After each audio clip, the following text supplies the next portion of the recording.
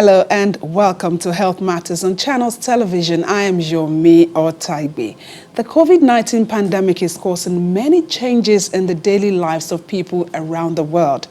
But there are things that we can do to maintain a healthy lifestyle as we all adapt to the new normal. While no food or dietary supplements can prevent or cure COVID-19 infection, healthy diets are important for supporting immune system. And that's why we'll be looking at how to improve our nutrition through proper diet, because what we eat and drink can affect our body's ability to prevent, fight, and recover from infections. But before I introduce my guest on the show, let's see what Nigeria's COVID-19 figures look like as of July 31st. The total number of confirmed cases in the country is at 43,151, and more people who contracted the virus have recovered. The number now at 19,565. Confirmed fatalities stand at 879, while the number of active cases is 22,707.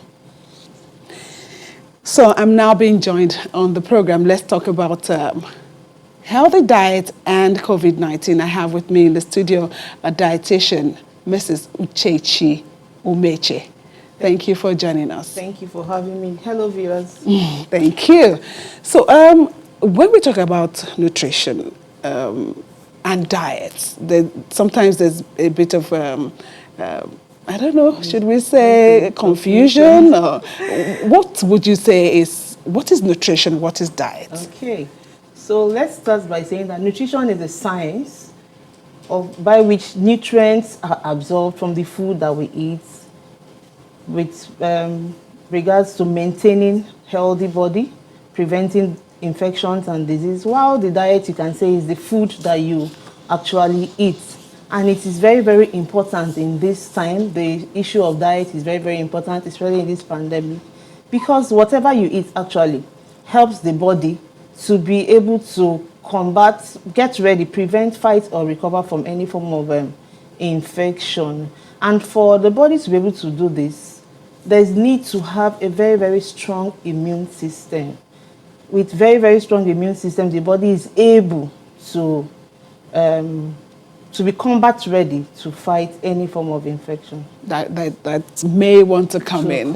So, so what then would you say will constitute a proper diet? Okay.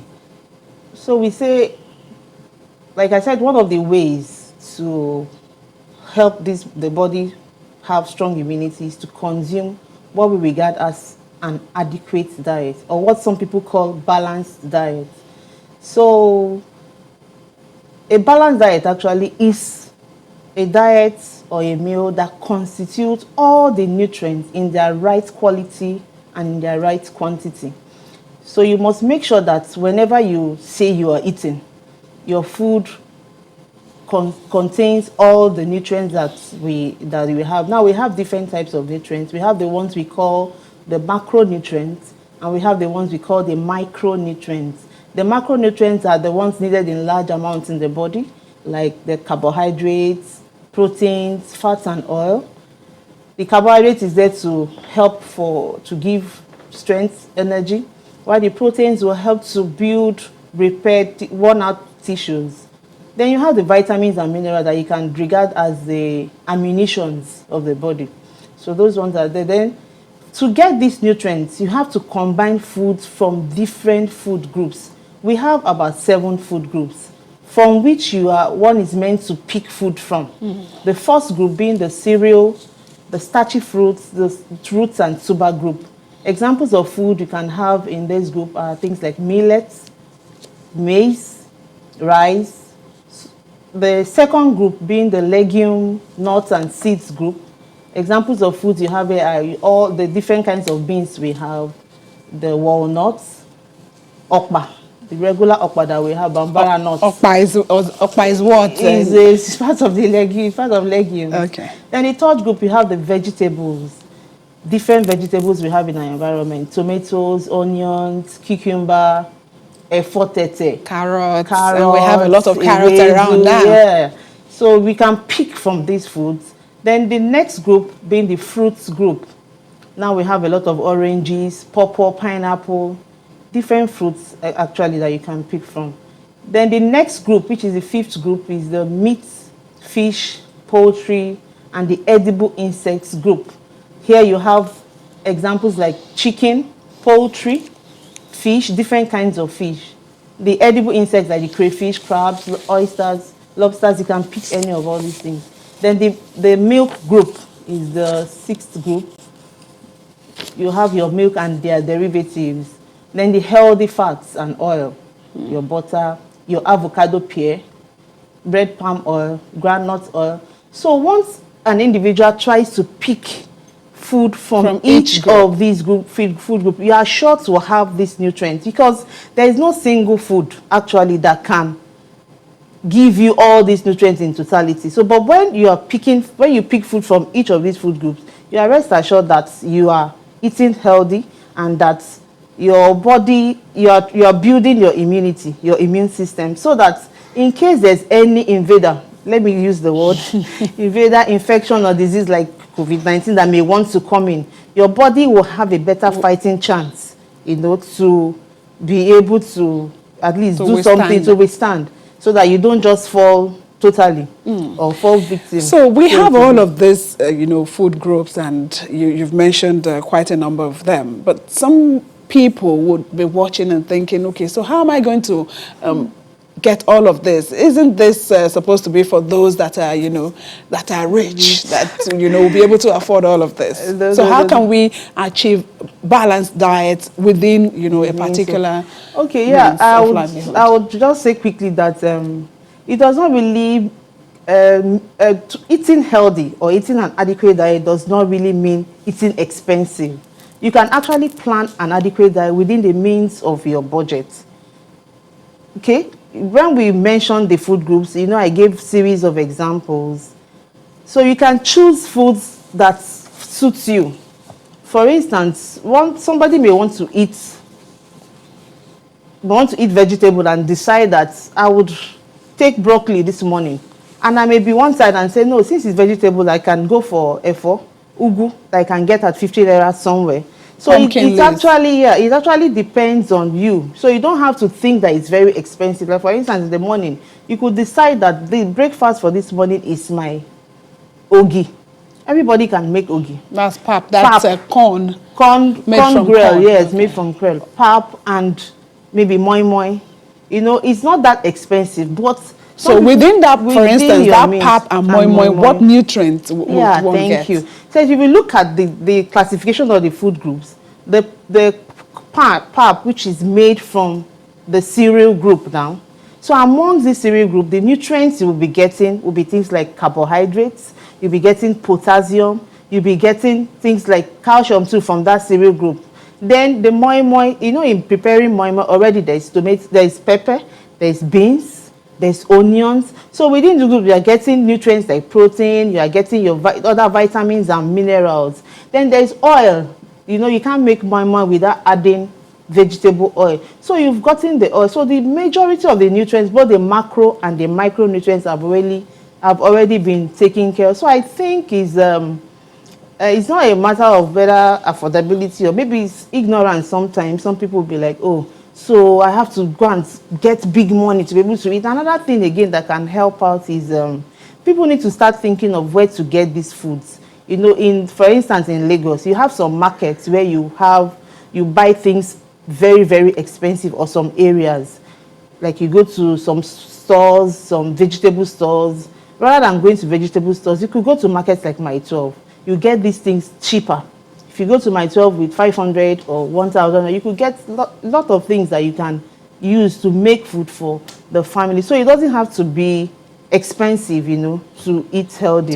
Healthy. So is it also, would it also fall within a balanced diet? If, for instance, I decide to eat bread in the morning and then still have rice in the afternoon and then do, eba or gari in the evening. Okay, now, I said for you to have an adequate diet, you need to pick food from different food groups, okay?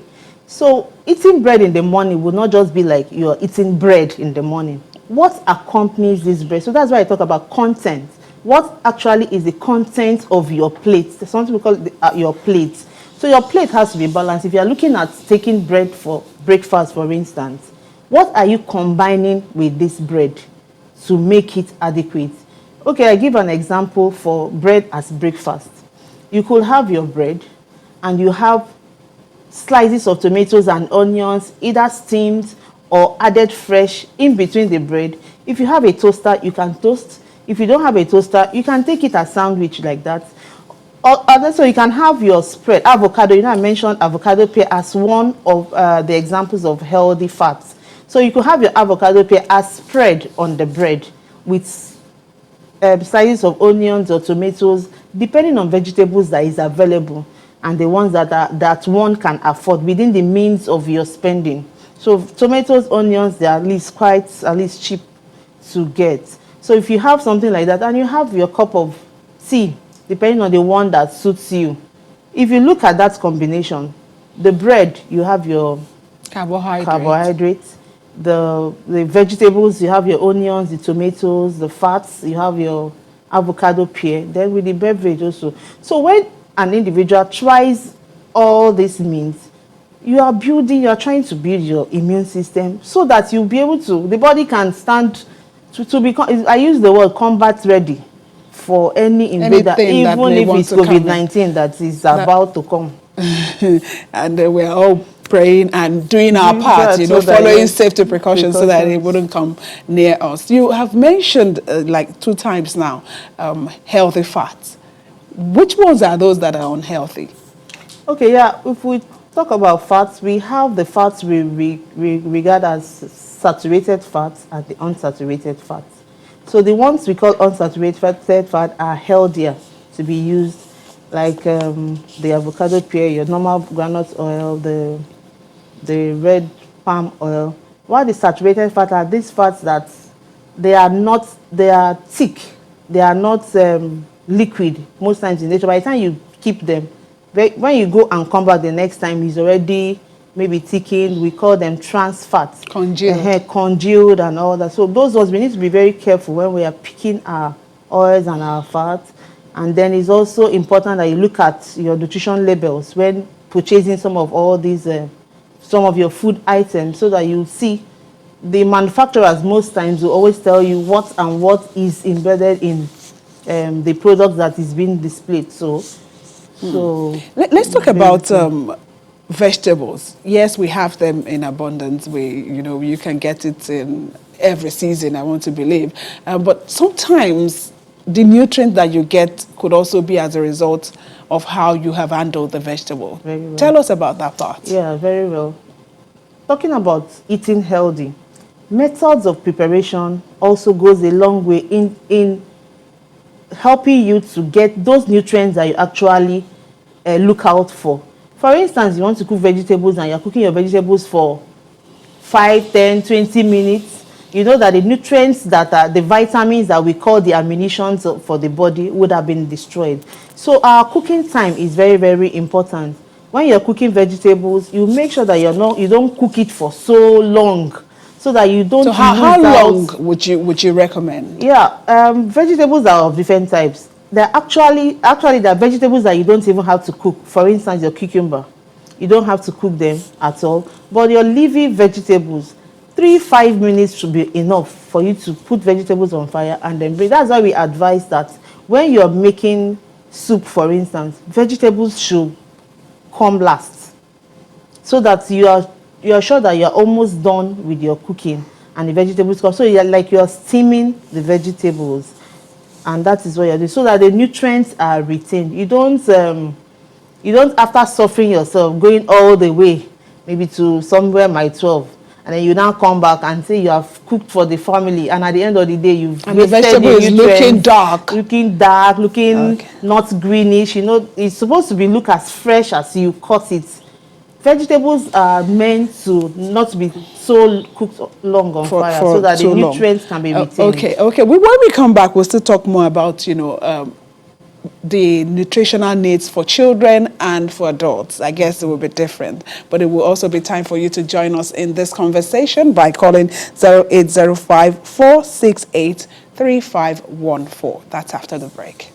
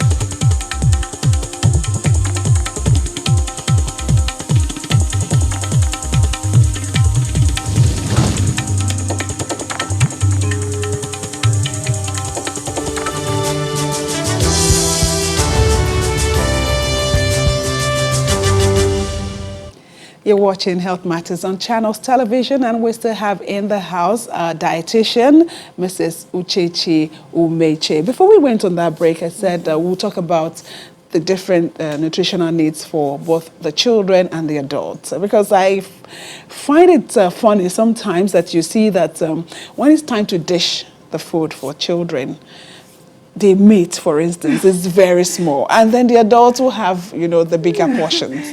Okay. Tell us about this. Okay, that's, in the house, the daddies will be like, I'm the head of the family, so I should have the larger chunk. But that is not supposed to be the case. Yeah? The children are still growing, and then so the nutrients for the children we need to take proper look into the food they eat, so that they don't miss out as they grow along their developmental milestones. So as these children grow, we need to make sure that the food groups that we mentioned earlier are all incorporated into what they take. And children, because they are growing, they need more energetic food, they need more bodybuilding food. And going by the example you give, the meat, the fish, the egg, as examples, children actually are supposed to have more than adults, because we've actually had our own share while growing up. So that idea of giving children less in the house should be discouraged. Children should have more of this, because when you look at their nutritional requirements for these nutrients, the protein, the carbohydrates, nutritional requirements increases as the nutritional requirement for children is different from what the adults need, the elderly needs. The children need more of these nutrients, the bodybuilding food, the energy-giving food, even the body-protecting food. And we advise that parents should encourage intake of fruits and vegetables too, to help these children build from the beginning their immune system too. So some children find it difficult eating fruits and vegetables. So we encourage. Why is that? Because sometimes, they like sweet things. Vegetables sometimes are not very palatable to the mouth, but there are things that they need. So parents, mothers especially, should find means of incorporating these vegetables into their meals. There are different ways you could blend these vegetables into the meals of the children and they would not know. Example, you want to incorporate carrots, for instance. You want to make your children eat carrots at a particular meal. Sometimes when they see that carrot is very hard and they are like, how can I be eating? You could blend in this carrot maybe into the stew, into the tomatoes you are using to make that sauce for that time. They are eating the carrot and they don't know. But what happens is that you don't have to cook the carrot the same way you cook your tomatoes. You know, tomatoes need to be cooked at least to remove the sourness. So the carrots, by the time you'll be adding it, will be towards the end of your cooking. So the vegetables is there, and the children have eaten vegetables even without them knowing. So we just need to, it's not a way of like being creative most of the time, to find a way of incorporating these foods into their diet. Then for the elderly, as we age, you know, activity level decreases. So you are not doing much of those, you don't need much of those energy giving foods like that. But that's not to say that you don't have to include these foods, but limited, as well as the meat, the fish group. But the vitamins and minerals which will be gotten from your vegetables, fruits, is supposed to be more in the foods of the elderly, because as we age, so you know, physiologic conditions decreases, immune response reduces. So we need to do things that will help boost, you know, this immunity. And then for the real elderly people, sometimes because of these decreased physiologic functions, their eating style decreases, so they don't eat well, they don't have and they will need to have all of the nutrients that they need. We will come back to that. I think Henry is on the line from Abuja. Hello, Henry. Hello, good afternoon. Thank you for joining us. Please, I want to ask the dietitian. A baby that is growing up of 8 months, 9 months, 1 year, and they said, you know, some of these make supplements, they said speak 1, 2, 3. If you don't give it to them, does it have any impact? Okay, I think Henry was stuck. Henry, hello? Okay, he's gone. He was saying that growing children, if they don't have a particular type of milk, will it affect them? Or what, maybe the level kind of milk that they can take? Okay, all right. So, like I said at the beginning, earlier, that children, each age group have nutrients and quantities of nutrients that they are supposed to have. So for intake of milk, we have different manufacturing companies that have produced milk tailored to meet the needs of each of these age group. It's actually important that parents stick to the advice or instructions of the different manufacturing companies as to the ages that is supposed to take a particular brand or a particular product that have been, because the nutrients for each age group is different. So if your child takes a milk that is meant for an adult, for instance, the child will stand the chance of getting more of the nutrients than the person needs, and it may have adverse effects on the health of these children. You may not see the effects immediately, but later on they will start manifesting. Okay. So it's better you stick to instructions of the manufacturers based on the age of your child. Of the child. Okay, let's be joined by Ifeanyi. Hello, Ifeanyi. Hello, good afternoon. Thank you for joining us. Yes, I really appreciate your program, and your guest there is really giving us information we need to know about living good. Because living good is a good business. It's a good work up, my dear.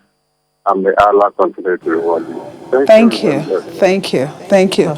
So before Henry called, you were talking about the, very old people who, their eating pattern has changed, and how can we ensure that, yes, perhaps they don't eat as much as they used to. How can we ensure that they have all of the nutrients that they need? So for the elderly that are eating pattern might and to change, think that they are the ones that are more vulnerable to COVID-19. So that's why the help of the dietitians or nutritionists are very, very important, because their involvement would be able to assess this individual properly, and to know the best route of feeding that will be most appropriate for them. Some of them may benefit from soft diets, liquid diets, and then so for the dietitian will be there to prepare the soft or liquid diet in such a way that the nutrients are encompassed, so that even if they eat a little, it will be sufficient for them. To get nutrients that is sufficient. Thank you so much for your time. I think we have so many other things to talk about, you know, the salt, the sugars and all of that. But of course, it will be a discussion that we will have some other time. Thank you for coming. We've been speaking with a dietitian, Mrs. Uchechi Umeche.